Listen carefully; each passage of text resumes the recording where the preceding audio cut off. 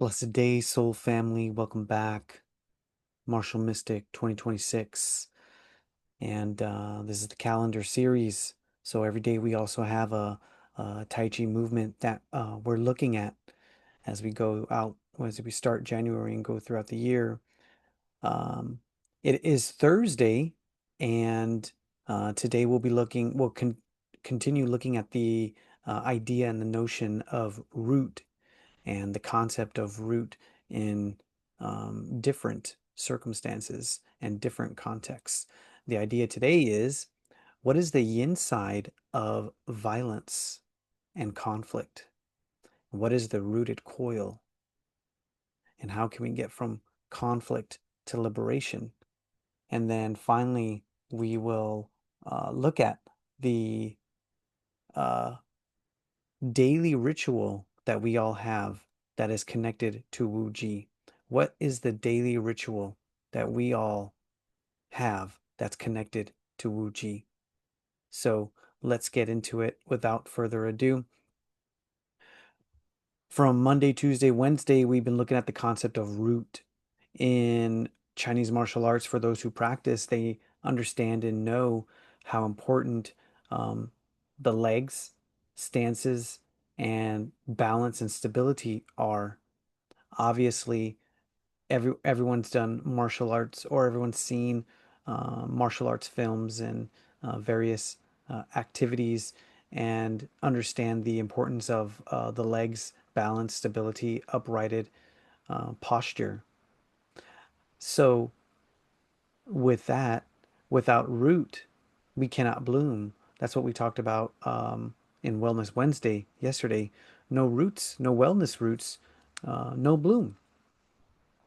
In Qigong, the roots of Qigong, when we're looking at quality and quantity of Qi, how good we feel, how vital we feel, the roots of Qigong are conditions that we are able to build for that vital feeling.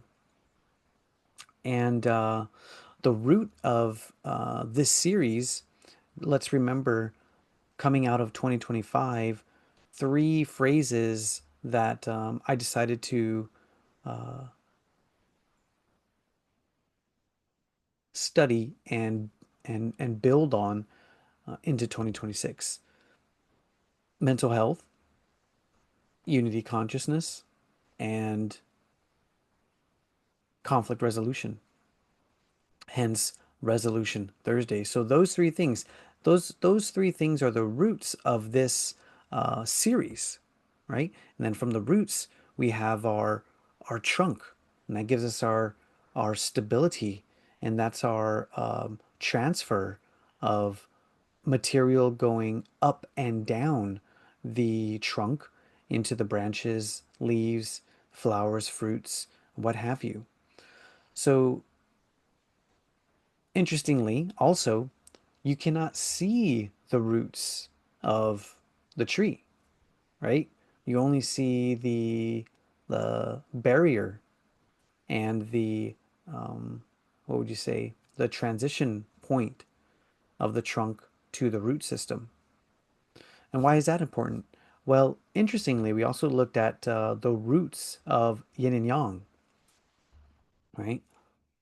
Yesterday, we spent a little time on, yeah, I believe it's this one. We spent a little time on the roots of yin and yang, heaven, man, and earth. And the roots are Wu Ji. In fact, Wu Ji is the roots of everything. It's the great creator. It's God. It's the universal source. It's the great beyond. And not only is it origin, but it's also destination, right? And it also, not only does it give birth to heaven, man, and earth, but Wuji gives birth to the 10,000 things, right? Which I believe we have that. But we're gonna get a different view today of the 10,000 things, which I'm really excited to show you. So that's a little bit of the roots of the of Wednesday, let's see, what did we talk about in Tai Chi Tuesday? We expanded on Ma Bu, and which is horse stance and stance training as the root of Tai Chi Chuan and Qigong. We even looked at some Tai Chi movements and mental health. We talked about the roots of mental health. Actually, on Tuesday, we looked at bringing the mind into the feet because the feet are that point that connects to the earth. And if we can't connect to the earth, we have no root, we have no stability, right? So we're going to go into a little bit more Tai Chi Chuan theory today. And I'm going to read you a book again or read you a passage from one of my teacher's books. I believe I have the image,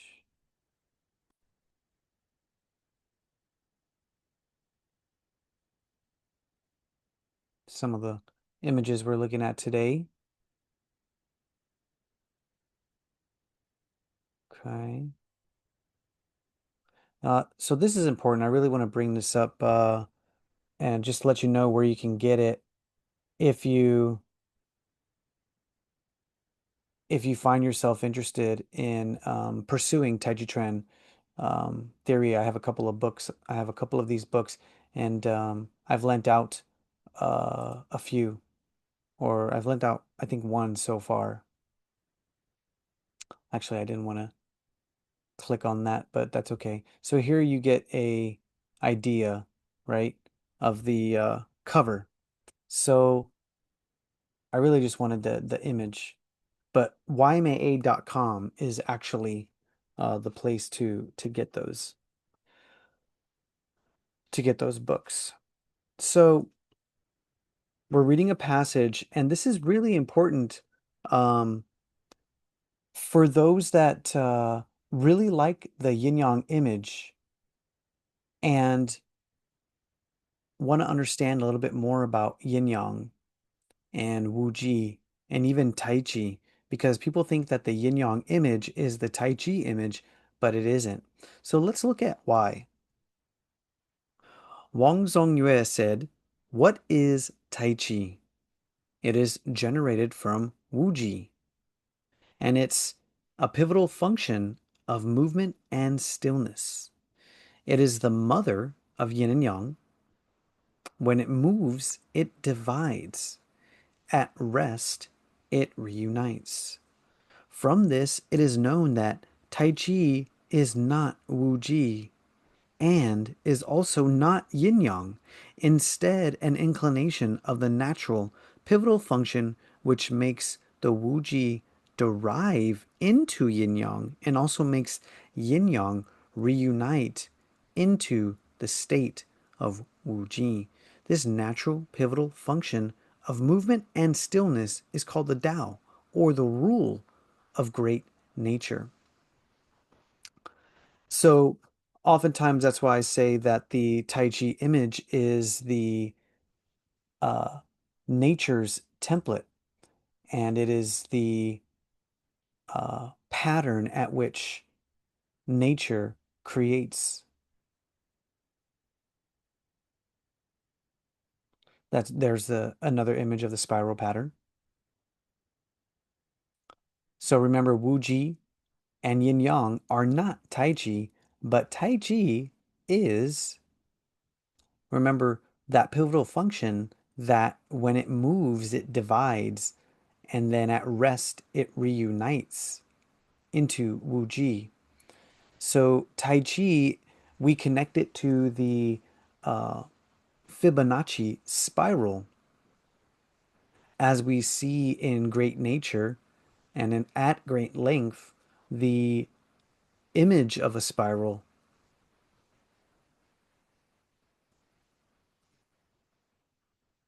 so much, right? In Yin Yang Tai Chi, this course that I have, we embody this template. We try to embody this template and utilize that for moving meditation. Yinyangtaiji.org is where you can find more info. Here's how I outline the movements and I explain the movements. But I digress, right? Why is the Tai Chi movement important? Okay. So remember that the yin and yang cycle and the Tai Chi cycle give us a birth cycle, right? Here's how we get the birth of man and earth and the heavens. And remember that it's also a death cycle. So the spiral is moving out, we could say, externally, and the spiral is also moving in internally, right?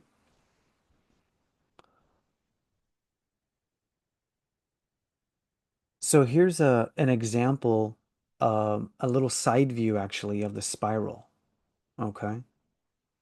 Just so we know what we're talking about in terms of spiral, in terms of coil. Okay. In Tai Chi, in Tai Chi Chuan, actually, right? The moving meditation and martial art, the Tai Chi coil is used for self-defense purposes. It's used to build the skills of attaching, adhering, um, listening, understanding, redirecting, and ultimately self-defense. So that's why the spiral is really important. And you could see how it's not fixed, right? Because of the nature of this realm in our existence, time is always continuing to move. We can't stop time, right?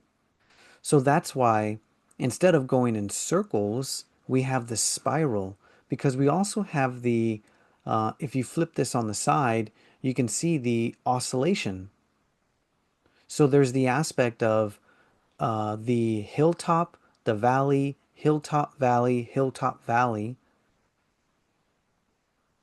and how that represents time. But with the spiral, you can see how this is contained into a circular space. Okay. So why is that important? So have you ever seen yourself, have you ever seen a picture of yourself as a zygote? And why is a zygote important? Have you ever seen a picture of yourself as a zygote? This isn't necessarily a zygote, but we're still looking at nature's creation template, nature's movement template that we see throughout the world. But the zygote's important because the zygote is a single-celled organism. So how do we get from a single-celled organism to multi-cellular organism here on the planet as we walk through the world?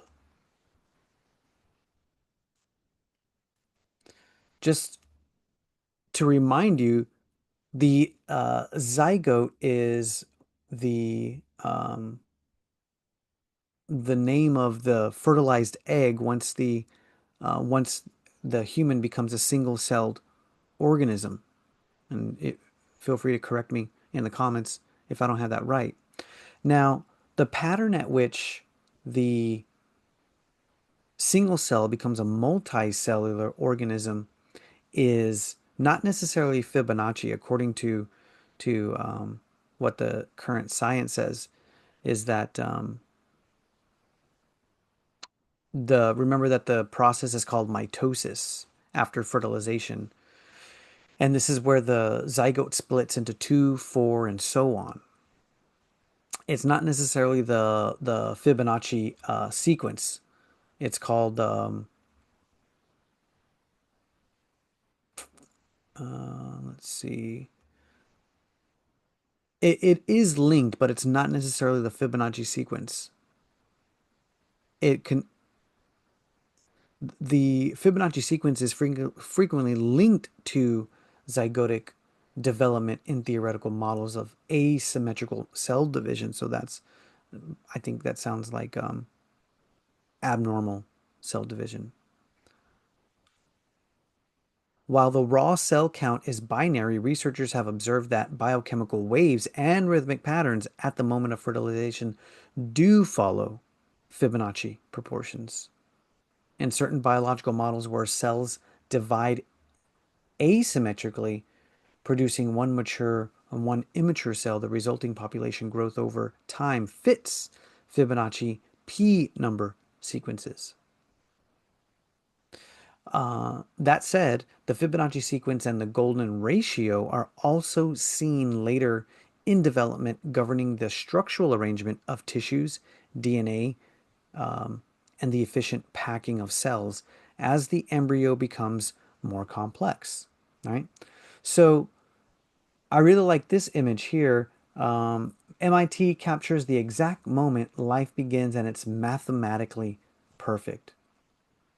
We have this image of the uh, you can see the sperm entering the the egg, right? So I don't know if the timing is all right on this. I would think that the sperm enters and then the spirals start to happen, right? So another example of the power of the spiral, right? And one thing that I wanted to mention was the depth, right? So one thing that we do in embryonic breathing is take a second and try to imagine yourself as that single-celled organism. So trillions of cells are dying off daily. Is that cell still alive? And if it is, where is it? If it isn't, then what does that mean? This is important because we think that our world is all physical. It's easy to think and get locked into the idea that our world is all physical and there isn't a yin side.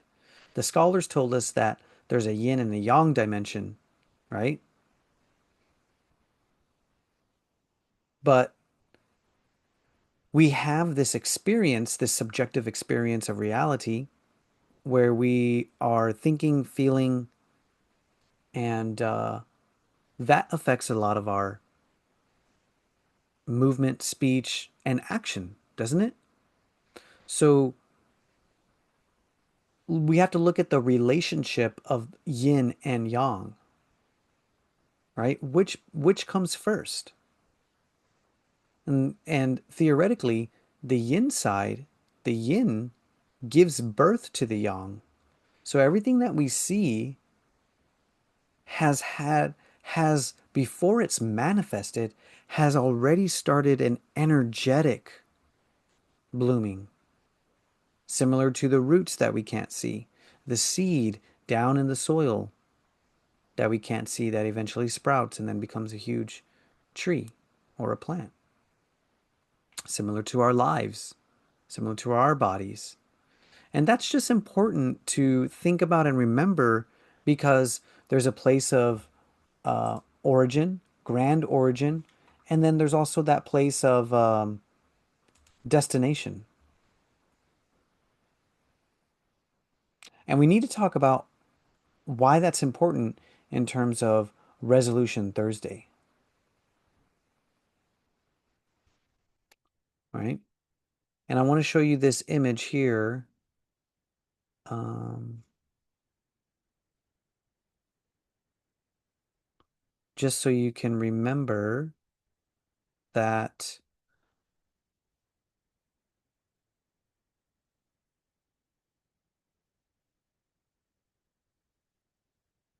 Okay, let me exit that. Remember that we have the 10,000 things, right? And source is Wu Ji. And we also have the illusion that Wu Ji doesn't exist. And in this physical realm, we lose sight of Wu Ji, but Wu Ji is always there to encase, encompass everything that is.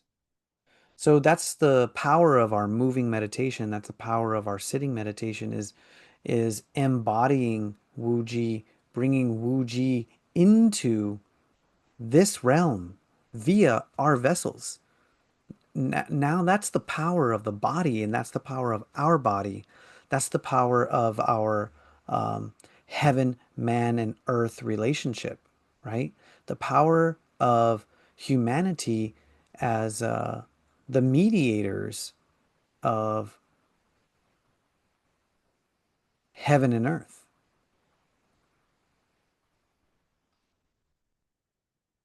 So this image here, now it gives weight to this image as as as humankind, humanity, the mediator of heaven and earth. And yesterday in wellness, we talked about uh, the heart chakra, the middle dantian, and this place where we find our humanity, right? We find our humanity here at the heart in the middle dantian. And this is also the place where we lose our humanity as well. Because in the same way that we can find humanity, in the same way is the same way that we can lose our humanity. When we lose sight of Wu Ji, we lose sight of the origin, and we lose sight of the fact that we all come from grand ultimate, this Wu Ji point here. What are the consequences? What is the effect of losing sight of Wu Ji, right? Pain, conflict, war, lack of peace. What would it look like if we were to embody Wu Ji and we were to meet one another in understanding that we all come from source and that we all are a soul family? what would it what would it take, or what would need to happen for us to manifest the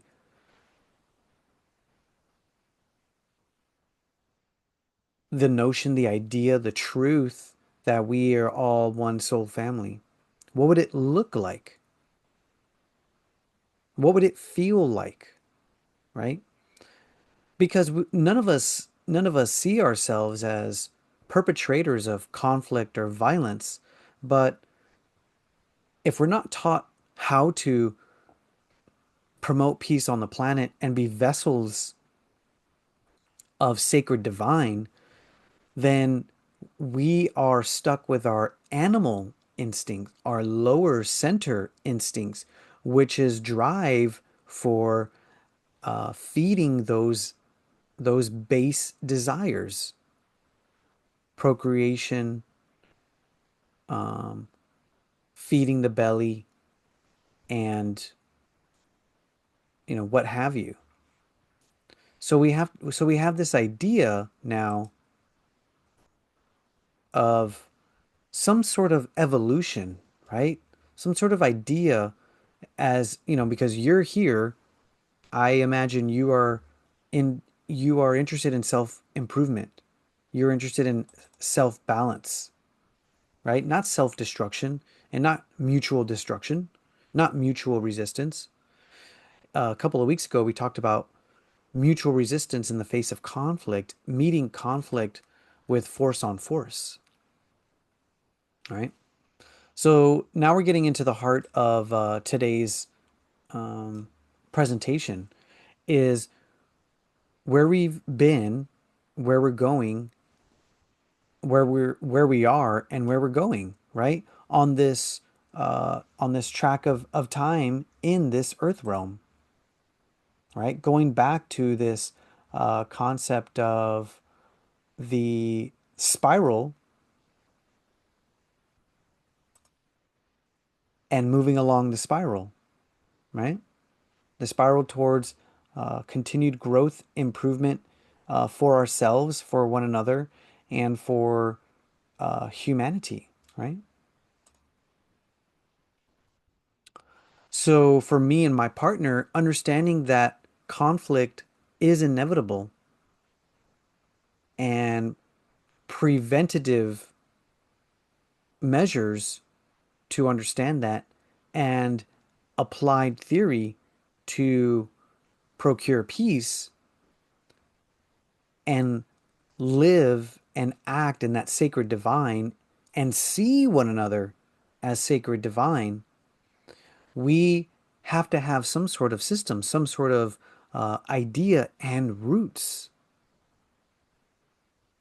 So we have to have peace roots if we want to have peace on the planet, right? So we talked about a few weeks ago experiential blindness, and I proposed the idea: do we suffer from experiential blindness when it comes to peace on the planet? Do we suffer from experiential blindness when it comes to peace on the planet? What do I mean by experiential blindness? So, what is this image? What does this image mean to you? This is like peace in our world and on the planet. This is exactly what we see when we are in our own conflicts, when we're overcome with emotion and we're looking for a way through and a way out and resolution and reconciliation. We can't see a clear image, but if we're given more information, then we have an idea of what that image is. With skills and with application, we can now be more suited to see and envision the path, the movement forward, right? Because when you see something like this, you don't know what that means. You don't know what that means. For me, that means Yin Yang Tai Chi as a peace movement, literally contributing to peace on the planet, coming from uh, fight, flight, freeze response, behaving as Neanderthals, to behaving as um, ascended masters, as our highest selves. Yeah. And that was the idea and the concept of Yin Yang Tai Chi, the peace movement, the literal peace movement, right? Because who are we ever in conflict with? It's ourselves, right? And if we think that we're in a conflict with other people, well, if we are all one family, one soul family, then really it comes down to just ourselves too, isn't it? If we're all one soul family, how are we never ourselves? We looked at this concept of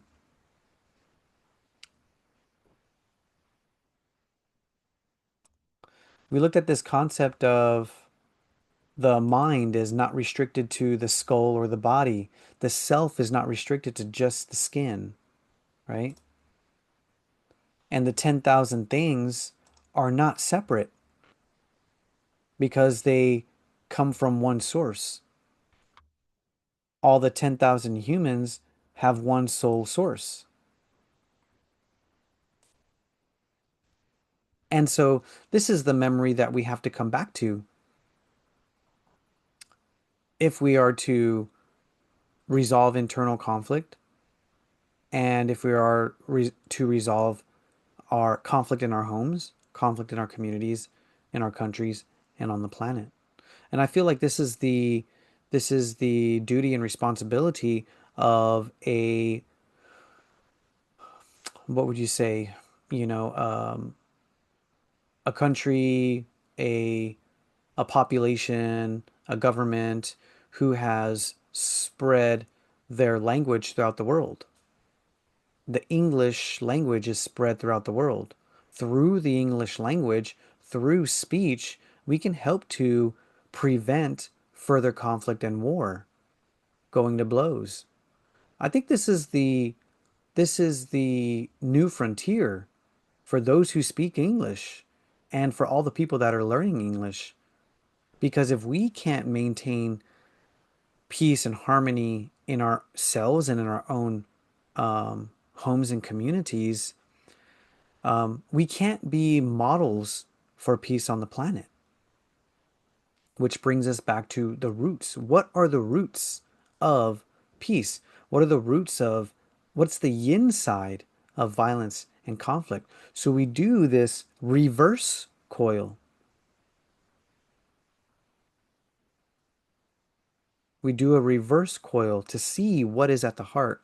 Think about a think about a conflict that I mean, we're all struggling with conflicts. Think about a conflict that you're struggling with right now, and let's just say you want to be honest with the person. You want to be honest, you just want to get it off your chest and you say what you want to say. But how do you say what you want to say in a way that it can be received? How do you say what you want to say in a way that it can be received?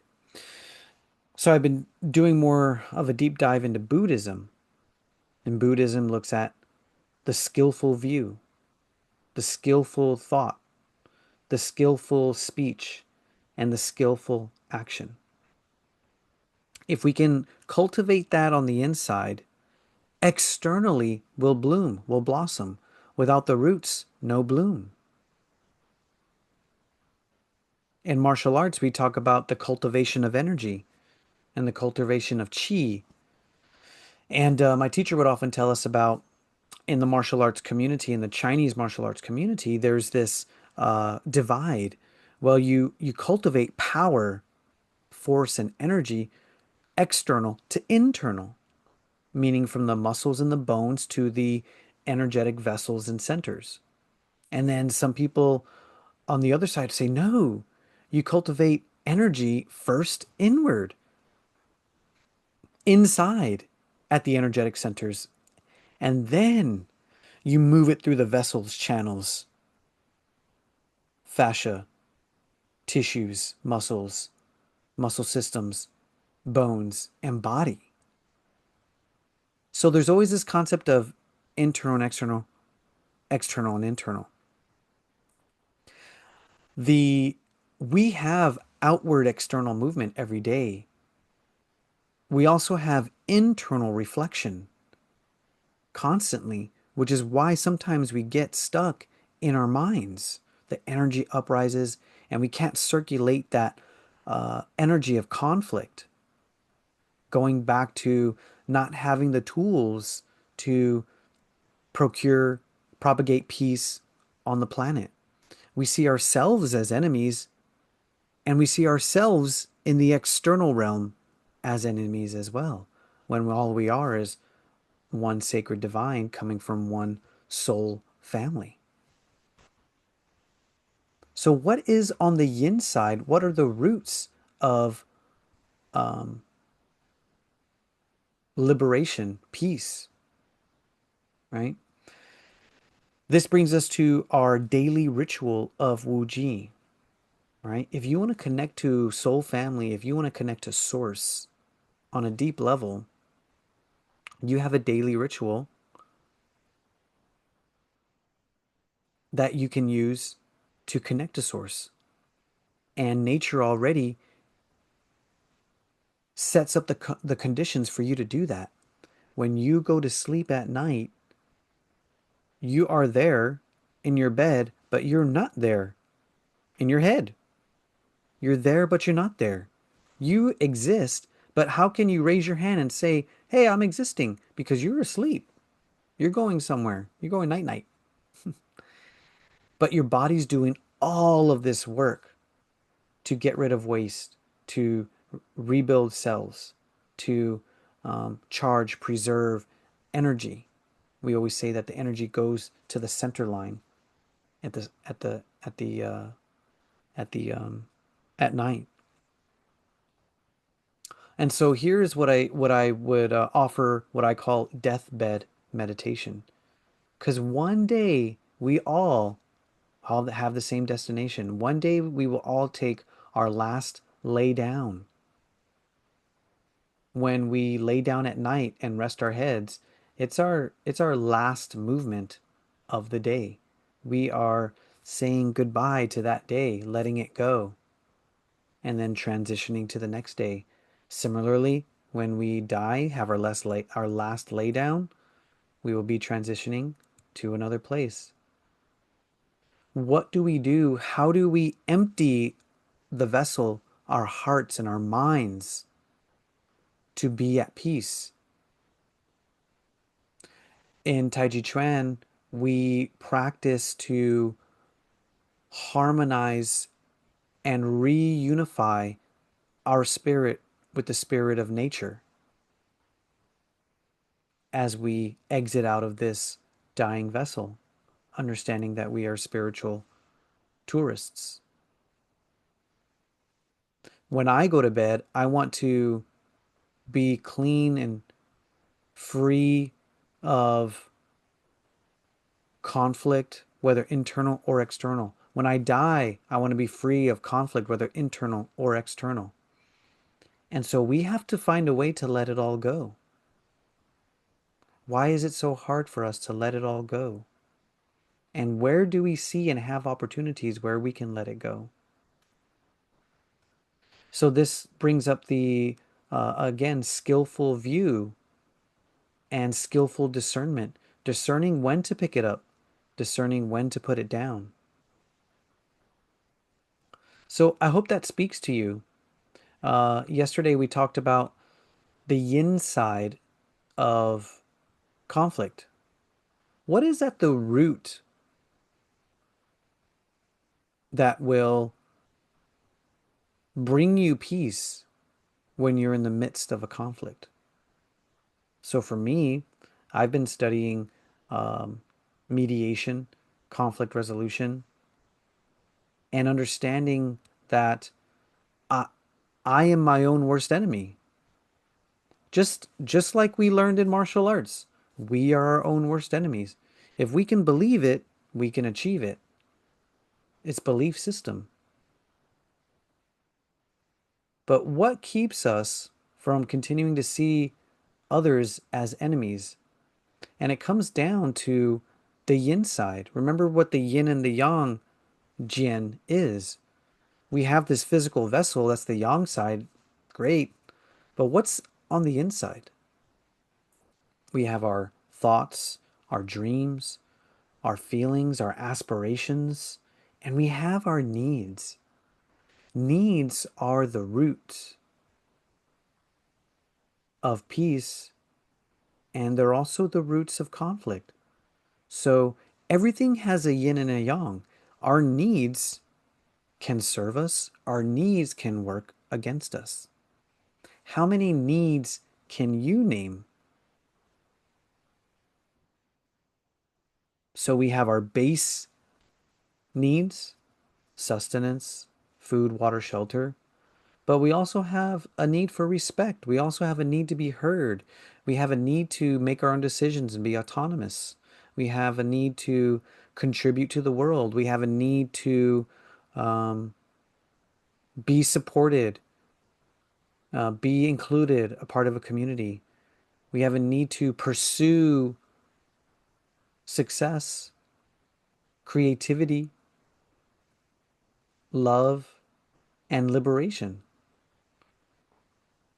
So what happens is as we're trying to fulfill our needs, we end up meeting, becoming, and interfacing at the needs of others. Where if we think we're meeting our needs, someone thinks that we're taking away their needs. And there, my friends, begins the interaction and the interface of what we call conflict, what we call dispute, what we call disagreement. But if we see ourselves as a soul family and sacred divine, how do we interact with one another so that we can learn more about each other? What are the conditions that are presented for us to learn about ourselves not just on the physical, hi, I'm from here and and this is what I do for a living, but to really see ourselves internally on the inside for who we aspire to and what we really need for those aspirations. We are dying to see ourselves in this inside, on this inside, and we are dying and killing each other to see one another and to be seen from the inside out. Because I know you watching this, you don't want to be a superficial person, but this is how we, this is how we, unfortunately, we don't have the time to go deep. We don't have the time to spiral inward. That's why the contemplative practice is so important for us, because we are the ones that give ourselves liberation. In the external realm, we help one another to see, and that's hard. It's hard because when I'm shown, sometimes I don't want to see until I reflect and I calm down and I breathe and I go back to the roots of peace. That's the rooted coil. That's the inner rooted coil so that we can bloom, which is the outer coil. Go back to yesterday and take a look at Wellness Wednesday. It talked about without roots, there's no bloom. So, hope that speaks to you. I'll be continuing more here on Resolution Thursday about how to procure peace and contribute to peace on the planet. Hope you find it useful. And remember, until next time, may your chi flow smoothly and embrace the woo.